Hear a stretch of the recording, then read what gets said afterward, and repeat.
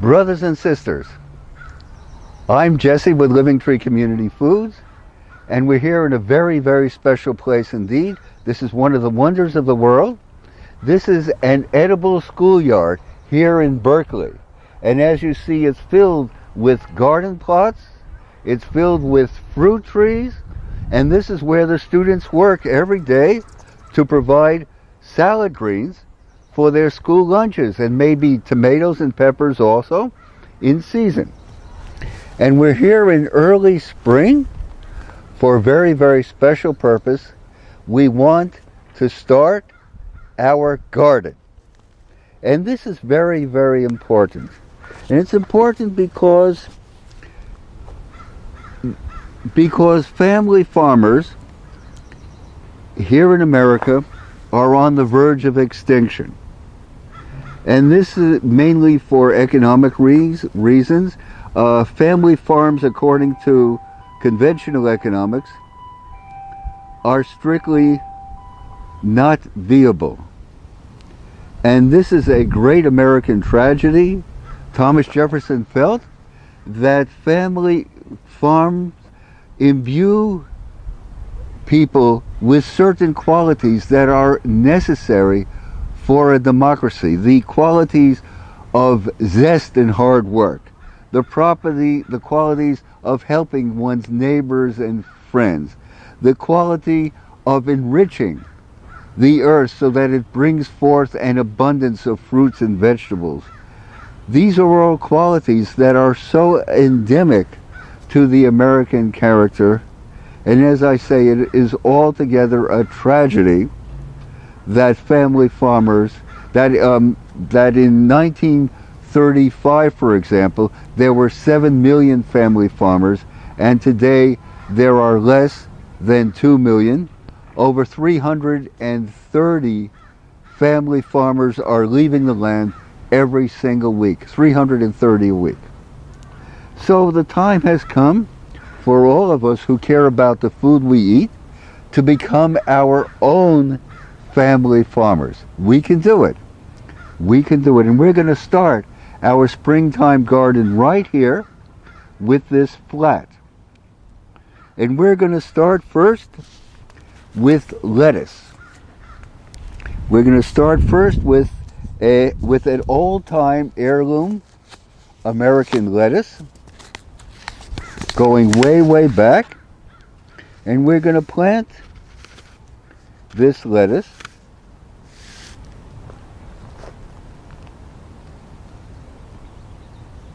right now, just as I've done. And let me give you a tip. The smaller the seed, the less and less need there is to cover the seed. And with lettuce, you simply plant the seeds out, just put them on the top of your starting tray or bed. No need to cover them at all. So we have an heirloom American lettuce, and now we have an heirloom Italian lettuce. And we're planting this lettuce.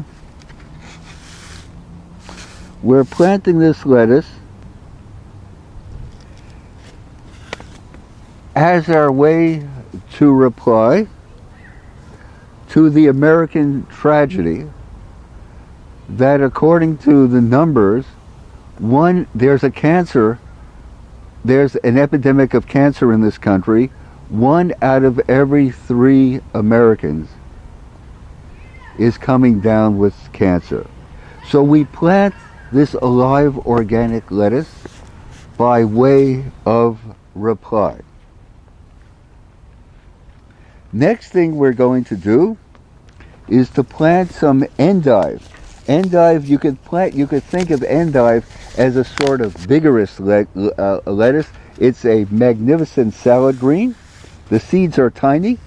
We're not going to cover them. And we plant our lettuce with another American tragedy in mind, that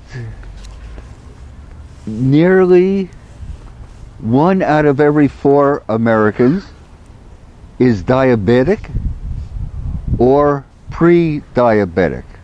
1 out of every 4. Another terrible American tragedy. And then we go on to plant celery.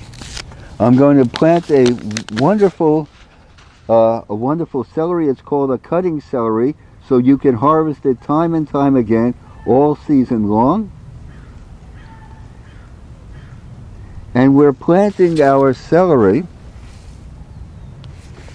with the tragedy in mind that enormous sums of money in this country are spent to find a so-called cure for cancer, whereas hardly anything at all in comparison is devoted to preventing cancer in this country. Preventing cancer in this country would entail doing something about contaminants in the water supply, something about cleaning up the air we breathe, something about providing alive organic fruits and vegetables to every American, regardless of income, as their right. As their right, because it has come down to that. The food you eat is such an important causative factor.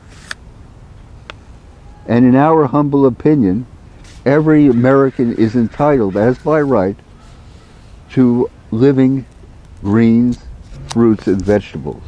These are absolutely essential to living and vibrant health and well-being. Then we're going to plant a chicory. Chicory is a wonderful, vigorous salad green, and we're going to be planting a sugarloaf chicory, an heirloom American vegetable. And we're going to be planting our chicory with the intentionality and thought that it's up to each one of us to plant a victory garden. Victory gardens originated during the Second World War. People dug up their front yards and their backyards with patriotic zeal and filled them with vegetables and fruits, and this made a real difference to the war effort, and it certainly had a profound effect on overall health and well-being of people during those times of great affliction. We're going to now plant some seeds that I have soaked overnight. These are all tiny seeds. One needs not cover them at all, they're so small. But now we're going to plant some larger seeds. The larger the seed is, the more important it is to do two things: to soak the seed overnight and to cover the seed after planting.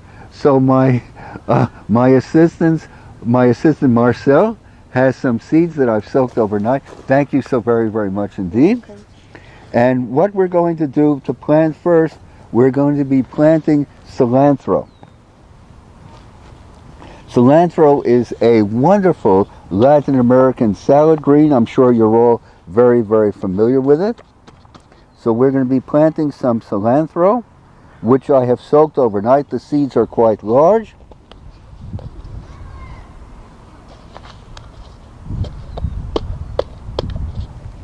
So we're planting cilantro.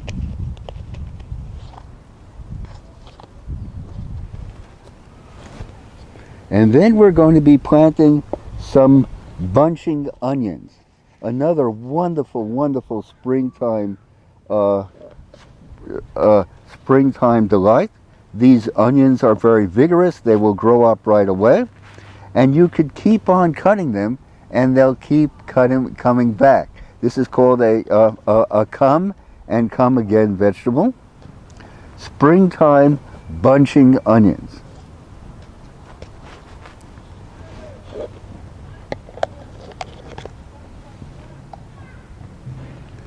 Then we're going to be planting some spinach. This is a wonderful heirloom variety of spinach.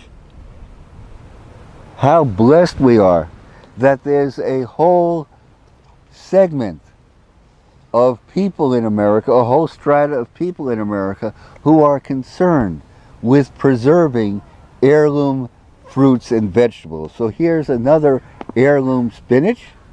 and we're going to be we've soaked it overnight. We've actually soaked this for a couple days, so you can see that that some of the seeds are beginning to sprout,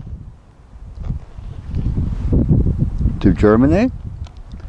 So here we have our spinach,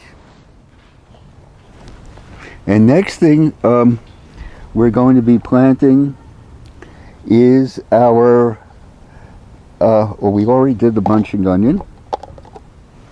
We did the spinach. So we're going next, a Malabar spinach. Malabar spinach is a wonderful vining spinach. It's a spinach that actually grows up.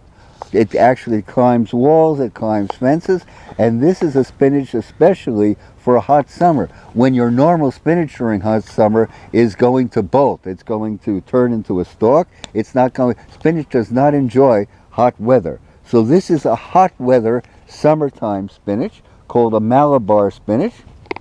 And let me just get all this out. Malabar spinach. And then we're going to be planting a chard. Chard is such a wonderful vegetable. It grows to perfection here in California. So we're going to be planting a wonderful chard. This is a variety of chard called spinach chard. That's because the leaves look just like spinach leaves. And with chard, of course, it's another cut and come again vegetable. You can cut, always in a vegetable, cut the outer leaves, and it grows from the central leaves up, so you can keep cutting the outer leaves, and it will keep growing from the center of the plant outward. So it will provide salad greens, magnificent salad greens, for months on end. So this is our